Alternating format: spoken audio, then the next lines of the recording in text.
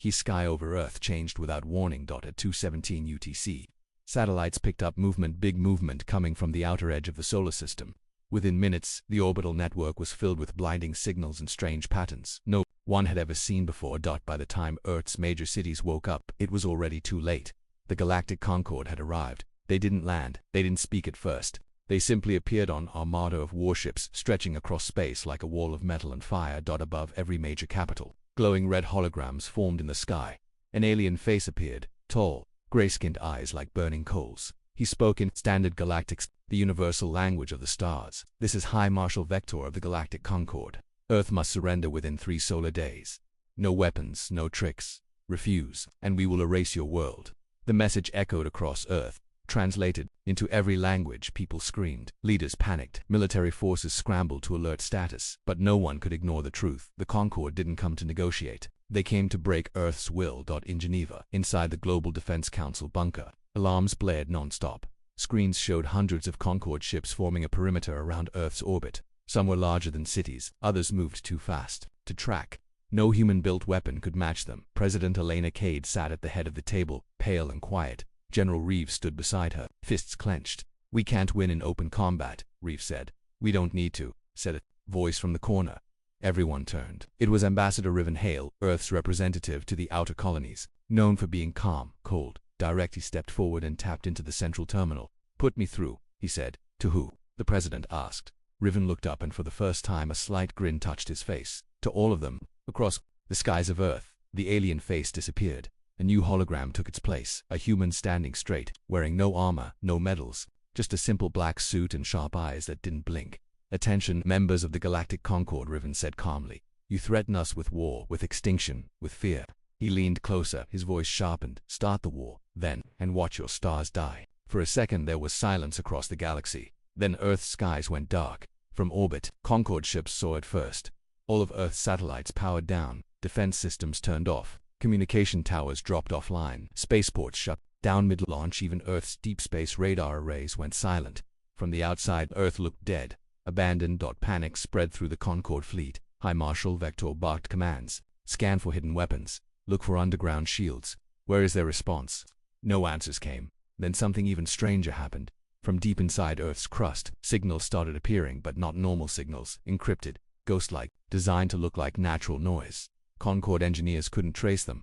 One technician shouted, "Sir, they're turning everything off on purpose." "Why?" Vector demanded. No one knew.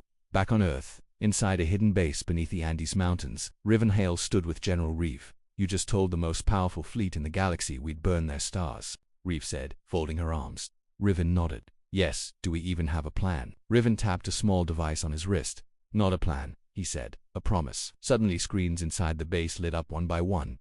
Unknown locations across the solar system came online. Black sites, hidden modules, names flashed on the screen. Project Oblivion's Edge, Relay Beacon, Thatnine Weaponized Star Lens Array, EchoNet Protocol. Dark GLS. General Reeves stepped back, stunned. "These were cancelled years ago." "No," Riven said. "They were buried." The final scene of Part 1. Aboard the largest Concorde ship, High Marshal Vector stares down at Earth. His hands shake. A new report comes in. "Sir, all forces just disappeared from scan. Their military is gone. Their satellites are gone. We don't know what they're doing." And then, one more signal. A single word spoken in English, delivered directly into Vector's private channel. "Run." High above Earth, the Concorde armada remained in perfect formation. But now, instead of confidence, they waited in silence, watching, listening. Earth had powered down everything. No defense grid, no fleets, no signals. It looked like surrender, but High Marshal Vector couldn't shake a strange feeling in his bones. A cold warning that something was wrong. He ordered new scans. Deeper ones. "Look for any hidden energy signatures. They must be hiding something." The scans returned strange data. To clean, to quiet. No planet in the galaxy was this silent, not even the dead ones beneath Earth's surface. Deep in the Andes mountain facility, the room was alive with activity. General Isla Reeve watched the countdown. 0 hours, 8 minutes and 11 seconds until Eclipse ignition. She stood beside Riven Hale as engineers typed in final overrides. "Are we really doing this?" she asked. Riven nodded without looking up. "We gave them a warning. They chose pride." Reeve studied the screens. Linked to a hidden project once thought cancelled, one by one. Black sites across the solar system powered on. Orbiting asteroid fields, under ice bases on Europa, a disguised energy cannon beneath Mercury's crust. Each system lit up in red. Silent, ready. The words "Eclipse Network" online glowed on the main screen. Meanwhile, far beyond Earth's orbit, inside the Kepler-92 system, a Concorde mining fleet moved through asteroid belts. They were preparing for new resource routes, assuming Earth would fall soon. That's when one of the crew noticed something strange, sir, she called. There's a dark object approaching. A small black sphere. No propulsion, no engine, just drifting. Slowly. Before anyone could react, the sphere vanished, and then the sun changed. It didn't explode. It didn't go out. It just bent. Light. Twisted gravity screamed. The star inverted itself. The entire system went black in 5 seconds. No warning. No weapons fired. Just gone. Back aboard the Concorde flagship, a report flashed onto Vector's screen. He read the message twice. Then a third time it simply said, Kepler-92 lost estimated 12 billion dead. Star collapse confirmed. No survivors. He stood frozen. The bridge crew looked at him for orders. He gave none. Then a second message came, this time directly from Earth. This was mercy. The next will be worse. Inside Earth's command bunker, General Reeve turned to Riven Hale. What the hell did we just use? Riven didn't smile. His face stayed cold and calm. The black lens array. It doesn't fire at ships. It targets stars. Reeve's jaw clenched. How many of these do we have? Riven responded quietly enough to end wars. Not enough to start one. Panic swept the Concorde ranks. The Kepler event wasn't just a defeat, it was a massacre. Of systems and Thai colonies, trade routes, a regional command post. All erased. Their intelligence had never recorded such a weapon. No species had ever targeted a sun itself. Back in the Concorde's War Council, leaders screamed at one another. Earth must be destroyed now. No, if we push them, they'll destroy more. Do we even know how many of those weapons they've built? The truth, they didn't, and Earth wasn't answering anymore. On a Concorde dreadnought, Captain Zana sent out a secret scout team to approach Earth's moon. He thought maybe the weapon was located there, hiding under old lunar bases. The scout ships never returned. Their last transmission was a single image, a black triangular object hovering behind the moon. It wasn't on any Concorde records. It had no markings. And its size, that's not a ship, one officer whispered. That's a weapon platform. Back in Earth space, Reeve paced. You understand they'll retaliate now, right? This, what could bring every enemy fleet to our doorstep? Riven shook his head. They expected Earth to beg for peace. Now they don't even know what we want. Reeve turned sharply. And what do we want? Riven finally met her eyes. For them to understand, we were never afraid. We were simply waiting. As the sun set on Earth, humanity entered a new phase. There were no parades, no celebrations. Only silence. From orbit, Concorde sensors reported that Earth's power grid had been restored. One city at a time, slow, calm, unafraid. And in every major capital, the same message appeared on giant screens. You started this war, but we choose how. It ends. Final scene, on the edge of the solar system. Concorde scouts watch as a new object enters their field of vision. It isn't a ship, it's too big. It looks like a floating continent, black, smooth, pulsing red at its core. They try to scan it, but the systems fail. One scout whispers, it's not a station.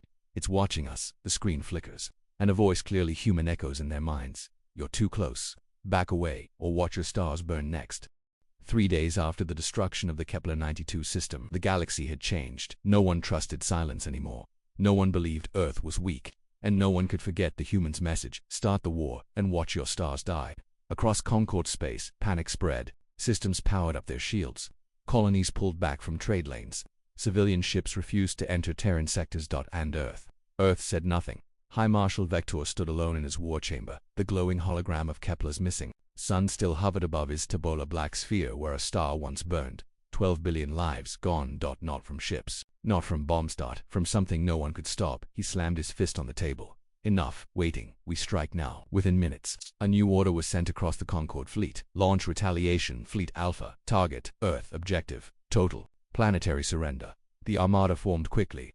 Over 4,000 ships from 39 Concorde species, dreadnoughts, carriers, planet-crackers, the largest war fleet ever assembled in Concorde history. They moved toward Earth like a tidal wave, confident, angry, ready, until they entered the Kuiper Belt and ships began to vanish. At first, it was small. A scout frigate broke formation and vanished from sensors. Then a destroyer stopped transmitting. Then 3 more. No explosions, no signals, no cries for help, just silence. Vector barked orders, deploy full scans, activate defense nets, prepare anti-cloaking beams, but nothing worked. Every time a new scanner was deployed, it failed in seconds. And then the whisper came, not through comms, not through the ship, through the minds of every Concorde captain. You are being watched, far ahead of the fleet, deep in the black between planets. Something moved, a shape. It shimmered like glass, but cast no reflection. It was enormous, longer than a continent. It didn't show up on radar. It didn't move like a ship. It floated, like it was alive. The Concord didn't know it yet, but they were looking at Oblivion's Edge, the most advanced Terran warform ever created. No crew, no bridge, no mercy. It didn't orbit Earth. It hunted stars. Inside Earth's control bunker. General Isla Reeve watched the Edge-class ship from a secure channel. "Is it ready?" she asked. Riven Hale nodded. "It's already out there. It just hasn't spoken yet." Reeve turned. "We didn't give it new orders." "No," Riven said. "We gave it one rule. Only act when Earth is threatened." Back in space, Vector's fleet was now 800 ships down. Still no visual of the enemy. No battle. Just losses. Then finally Oblivion's Edge. Duke lurked for 1 second. Every Concord ship received the same image. A black ship longer than cities, covered in glowing crimson veins, floating in complete silence. Then it vanished again. One pilot began to scream. Another dropped to their knees, shaking. "It's not a ship," someone whispered. "It's a message." Victor gave the only command he had left. "Fire all weapons at target coordinates." Thousands of beams shot into the void. Torpedoes, antimatter shells, planet killers. They tore through space like a storm of rage, but hit nothing. Oblivion's Edge was already behind them. It didn't fire back. It just sent a single signal. You entered range, and then the sun changed again. The fleet's scanners went mad. The Terran ship had activated a dark device, Star Lens Array Omega, hidden inside Neptune's orbit. It focused light from distant stars into a single beam, aimed directly at the invading fleet, but not at the ships. At their fuel systems. The result: 1,000 ships overloaded and exploded. From the inside, no enemy touch, no missile impact. Just systems unraveling in blinding white fire. A single Concord broadcast survived this. "This isn't war, it's execution." The survivors tried to flee. Some did, many didn't. Their warp drives locked. Why? Because Earth had shut them down remotely using stolen Concord tech. "You gave us the virus," Riven had once said. "We just improved it." Final scene. Back at Earth Command, Reeve asked, "How long do we let this go on?" Riven Harley stood quietly, watching the stars flicker on the monitor. "Until they understand. We don't destroy worlds because we want to. We destroy them to protect our own." And with that, the screen faded to black except for one blinking message from Oblivion's Edge, awaiting next target. The Concord had lost half its war fleet. In battle. Not by human soldiers, but by a ghost, a ship that didn't fire lasers, a weapon that didn't broadcast threats, just vanishing ships, shattered systems, and suns that no longer burned. The War Council gathered in orbit above the planet Kavorin Prime, a neutral world far from Earth. Dozens of species, admirals, warlords, and envoys, many of whom had once laughed at humans, now sat in fearful silence. The screen in the middle of the room replayed the last image captured by Fleet. Alpha Oblivion's Ija, Terran warform the size of a moon, cloaked in shadows, glowing with crimson veins, moving like it was alive. No one spoke until Vector slammed the table. "We underestimated them. That won't happen again," Azan High General growled. "You don't even know how to find them." Another leader, Queen Lazera of the Orlean tribes, spoke sharply. "They erased a star system. What happens if they target our home suns?" Silence followed. Then one soft voice spoke from the shadows of the council chamber. A Concord researcher, a scientist. No one noticed until now. "They haven't used everything yet." Heads turned. "What do you mean?" asked Vector. The scientist looked up slowly, eyes tired and fearful. "The Terran ship didn't attack Earth's orbit. It didn't strike your capital ships. It didn't destroy your command centers. It only disabled your fuel systems and vanished." She paused. "That was restraint. On Earth, in the Andes Mountain Command Complex." General Isla Reeve watched the galactic broadcast in silence. The Concord had begun, debating surrender. Some members wanted peace now.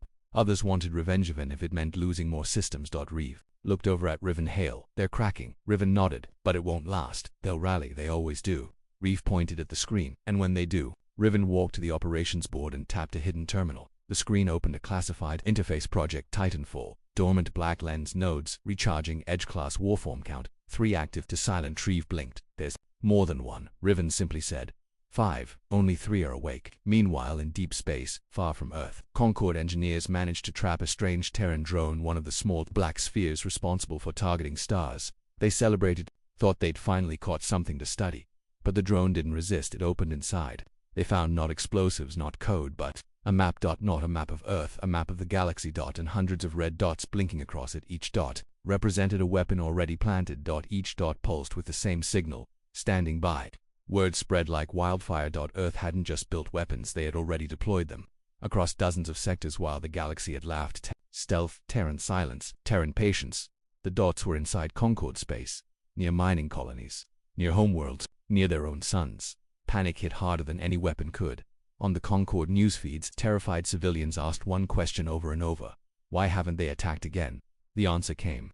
Not from Earth, but from Oblivion's edge. For the first time, it broadcast a message. No video, no voice. Just a line of text, sent in every known language. We don't want to rule you. We just want you to know if you ever touch Earth again, there will be nothing left to bury. Back on Earth, Rivenhale sat with President Alina Cade in the underground chamber known as the Vault. Here, Earth stored its greatest knowledge and its darkest truths. Riven opened an ancient file from humanity's early war history. It showed grainy footage of Earth's own violent past. Wars, nukes, civil collapse, rebuilding. We learned something the galaxy never did, Riven said. That peace only comes when no one dares to take it from you, President Cade whispered. And now they fear us. They should, Riven replied. But not because of what we've done, because of what we haven't yet needed to do. The final scene. A single Concord warship, damaged but alive, drifts outside the Sol system. They came to observe, not to fight. Their sensors pick up something odd. Earth's moon is casting two shadows. One real. One fake. The second shadow moves slightly, just enough for their computers to detect that something is hiding behind it. A ship. No. Something larger. They try to scan it and fail. The last data they capture before their systems crash is this: mass unknown, length unknown, material unknown, threat rating error no mitch. Then the object sends a message. You wanted war. We gave you patience. Push further, and we'll teach you what comes after extinction. The Concord's last hope was fear. Fear that maybe, just maybe, if they stayed still, Earth would stop. But Earth didn't speak. Earth didn't threaten. Earth just waited. That silence was worse than war. Across the galaxy, Concord intelligence agents searched for answers. They sent spies to Mars, drones to Saturn, infiltrators to outer systems. Most never returned. The few who did brought back only confusion. Earth is not building new weapons, one reported. They already built them years ago.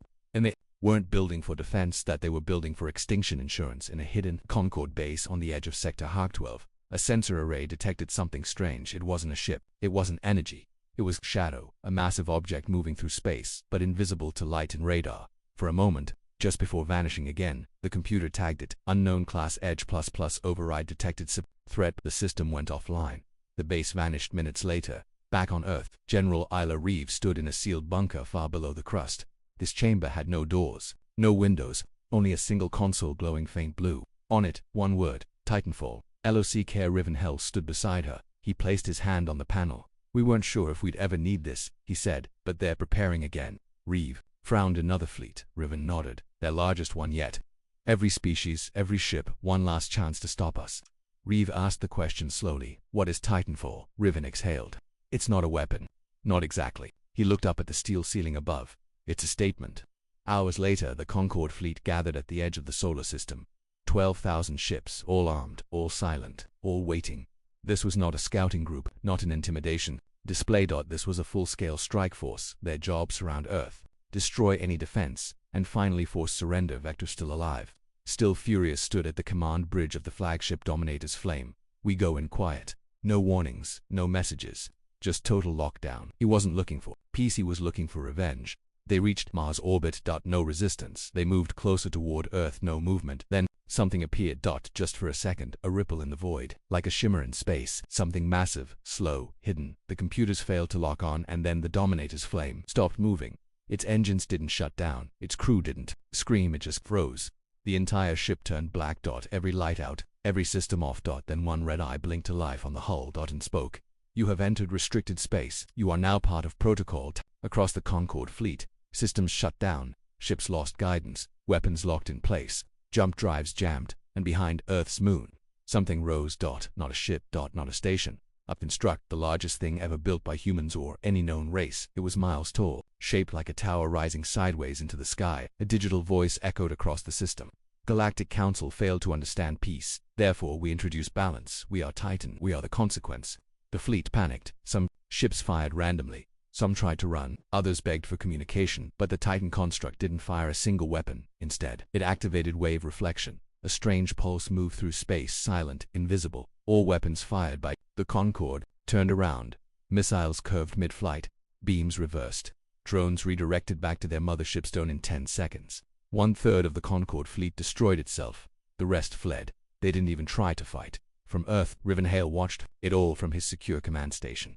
General Reeve stood beside him, mouth slightly open. We never even announced Titanfall, she said quietly. Riven didn't answer. He didn't have to. Across Earth's skies, every citizen looked up and saw the Titan, now clearly visible above the moon. No weapons drawn, no fleets launched, just hovering there. A silent god, built by Terrans watching the galaxy and above it. Words written in every language: "Do not try Earth again." The final scene. On a Concord refugee world, a small alien child pulls on his father's robe. Will the humans destroy us? The father kneels, eyes full of fear and awe. No, not unless we make them. He looks up at the sky. But now, we live in their shadow. And I hope we never give them a reason. The war was over. No peace treaty was signed. No leaders shook hands. No apology ever came. But when the Titan construct rose above the moon, and when 12,000 Concord ships either fled or destroyed themselves, the galaxy understood they would never win a war against Earth across Concord space. Governments collapsed in silence. Planets that once cheered for the destruction of Earth now pulled back their fleets. Races that mocked Terrans now banned the word human from broadcast. But something else began to happen. Something no one expected. Some species began to reach out, not to fight, not to beg, but to join. On the planet Shaltran, the Zaan rebel leader Kovash Trell broadcast a message: the Concord fears Earth, because it cannot control Earth.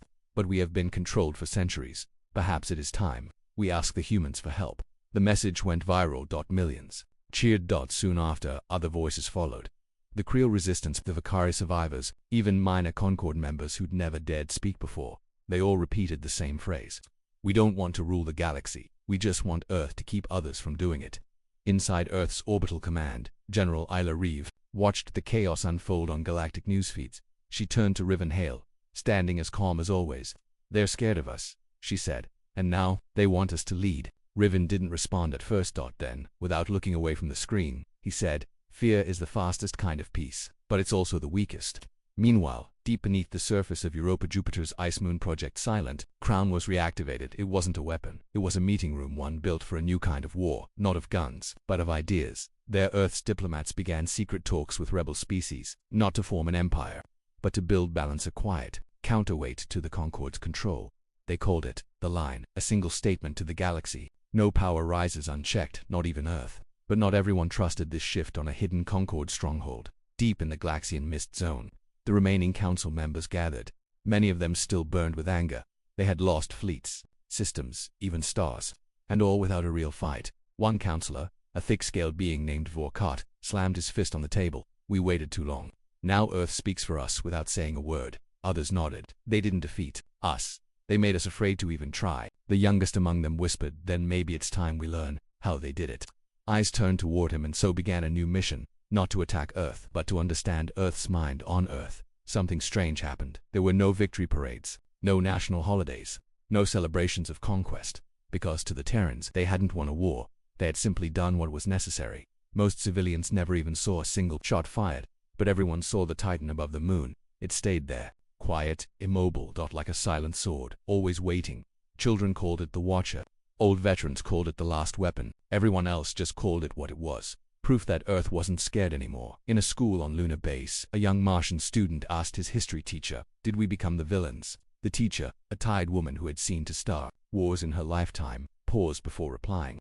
"We became the warning." In the final moments of Part 6, Rivenhall steps into an empty chamber below the Andes facility. It holds no screens, no weapons, just a dark hallway, and a metal chair facing a wall. He sits, and from the wall a voice speaks. It is not human. It is the artificial mind of Oblivion's edge. "You did not activate me this time," the machine says. "You let them destroy themselves." Riven responds, "We showed them who we were. Now we wait to see who they become." The voice goes quiet, then says, "They will return." Riven nods. "Then so will we."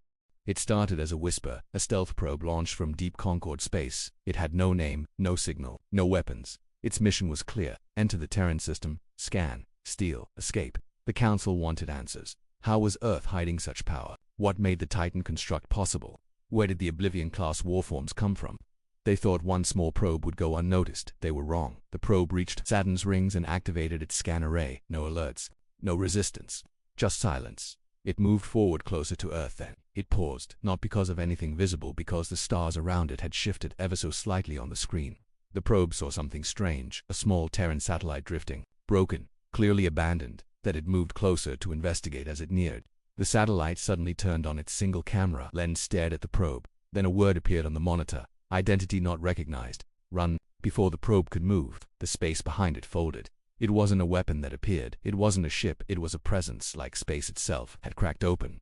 Out of that darkness came a whisper, not through sound but through data. You were warned. Then the probe vanished. No explosion, no debris. Just gone. Far away, in a Concorde listening post. The spy team monitoring the mission stood in shock. The feed cut off. Mid-scan. All backup systems failed. Then a single message appeared on their screen, blinking slowly. First trespass, final warning. Then their base's power shut off. For 89 seconds when it came back, nothing in the database remained. Thousands of files erased, even memories from their local A is gone. They hadn't just lost a probe, they had been reached back on Earth. General Isla Reeve slammed her fist on the table. They entered our system. Riven Hale nodded. Yes. And something else responded before we did. She blinked. Wait, that wasn't Titan. Riven didn't answer right away. Then he said, carefully, no, that was older. Reeve looked at him sharply. Older than Titanfall. Yes. She leaned forward.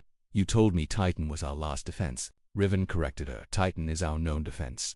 But some things we left in the dark. He typed in a code. A hidden file opened on the screen. Its title, Project Vaultborn. Do not awaken. Decades ago, after Earth's first contact with hostile aliens, Terran scientists built fail-safe systems that would activate only if humanity faced extinction.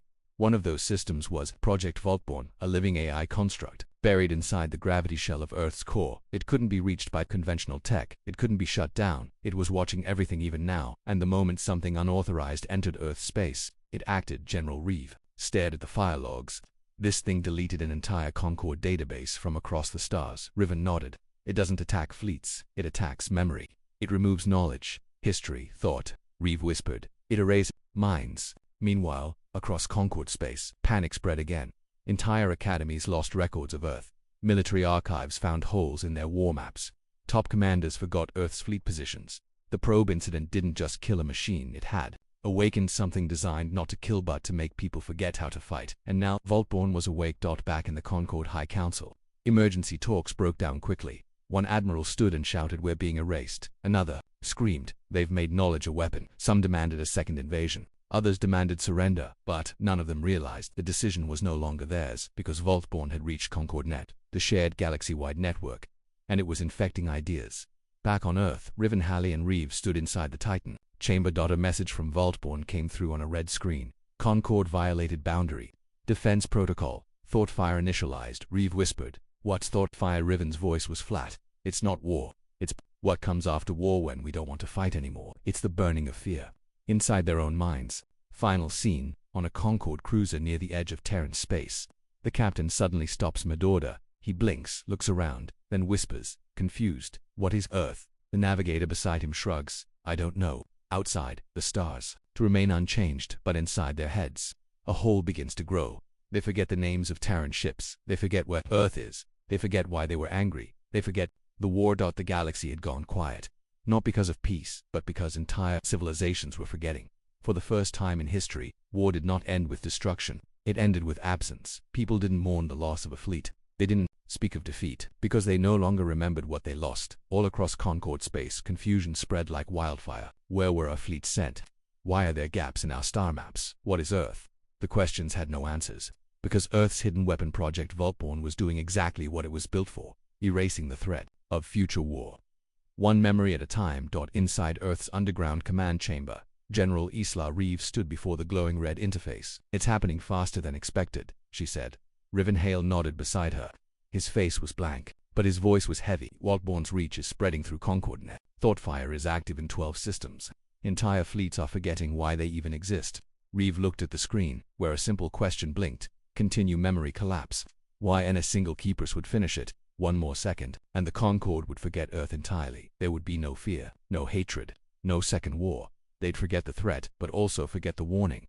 Far away, in a quiet system on the Concorde's outer edge, a young alien scholar stared at his notes. He rubbed his temples. I know this name. I knew this name. The word terror was written on the page, but it meant nothing to him now. He felt a chill, like a ghost brushing past. He tore the page out and threw it away.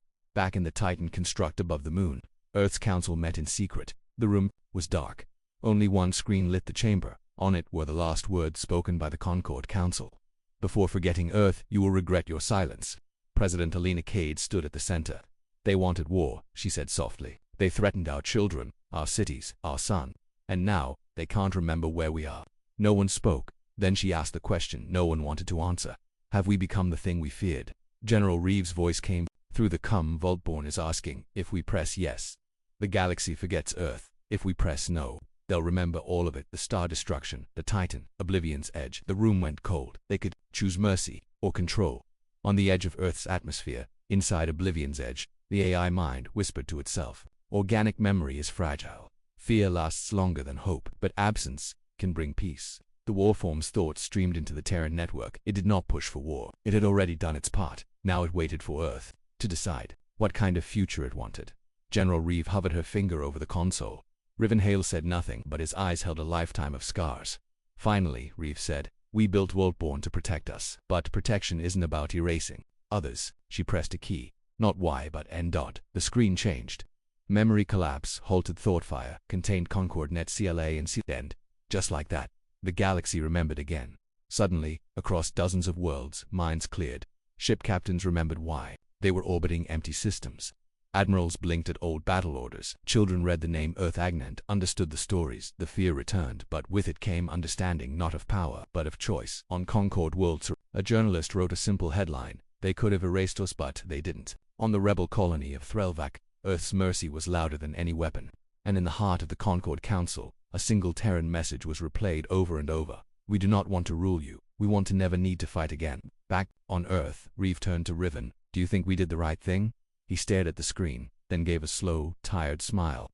No one ever fears a monster that shows mercy, and that scares them even more. Final scene. In a human classroom on Mars, a teacher shows her students a hologram of the Titan. One child raises their hand. Why did we build that? The teacher smiles. So we'd never have to use it. Another child asks, will the galaxy ever try again? The teacher looks out the window, where the Titan construct floats above the stars. If they do, we'll remind them gently. And only once.